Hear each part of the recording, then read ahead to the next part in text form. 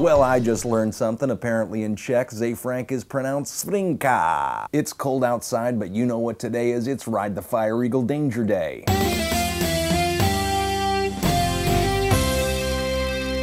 Fire Eagle number one, there's no denying it. We got ourselves a little bit of a situation here. The president has called for an increase in troops in Iraq, which is perfectly within his right as the commander-in-chief of the armed forces. A few folks in Congress have lined up on his side, like Senator John McCain. McCain, who's been an advocate of an even larger troop increase, said, hey, quote, let's give this new strategy a chance to succeed. On the other side, critiques have lined up to critique the plan, saying it's stupid for a number of different reasons. Reason number one, al-Maliki is not to be trusted. The whole plan hinges on Prime Minister al-Maliki sending additional Iraqi forces into Baghdad. The additional U.S. soldiers would be embedded into those Iraqi forces, help train them, and together they would try to take back control of the city. Problem is, al-Maliki has promised troops for Baghdad before and not come through. The Bush administration is yet to say whether the escalation would move forward in the event that the Iraqi troops just didn't show up. Critiques say if the goal is to train Iraqis so that they can take over in November, what's the point if there are no troops to train? In 6 months' time, we're potentially in the same situation that we are now, just with more people over there. Even if the Iraqi troops show up, we'll still be relying on al-Maliki for something else he's botched up before. One of the goals of the mission is to quell sectarian violence between the Shiites and the Sunnis. Al-Maliki has relied heavily on political support from Shiites tied to the militias. Because of that, he's been reluctant to send Iraqi troops into Shiite neighborhoods, which is an integral part of the U.S. plan. Critiques wonder if it's possible to quell sectarian violence when those same sectarian tensions exist in the government and the military. Al-Maliki may be too al-Wiki to get the job done. Condi says, no, I've met al-Maliki and I saw his resolve. If you see his resolve, take a picture, because the day after the Bush announcement, al-Maliki failed to show up for a press conference and made no public statement. That can't be good. A second critique of the escalation comes from fears that the Bush administration will use troops to launch attacks across the Iran border. The administration has blamed Iran for not doing enough to stop Iranians from crossing the border and joining militias. Things got hairier yesterday when American forces attacked an Iranian diplomatic office and detained 5 individuals. Senator Biden warned the president yesterday that the present authorization does not allow him to cross borders. Opponents to the escalation in Congress only really have one tool at their disposal: cutting funds for military operations in things like the Military Appropriations Bill. Cutting funds, however, is widely seen as a political liability because it can easily be made to look like you're undermining troops already on the ground. In the weeks to come, we'll most likely see a game of political poker, except in this game the chips get shot at. In the meantime, Democrats plan to vote on a non-binding resolution condemning the escalation. A non-binding resolution is the political equivalent of me going, ooh. Have a good weekend. This is Zefrank thinking so you don't have to.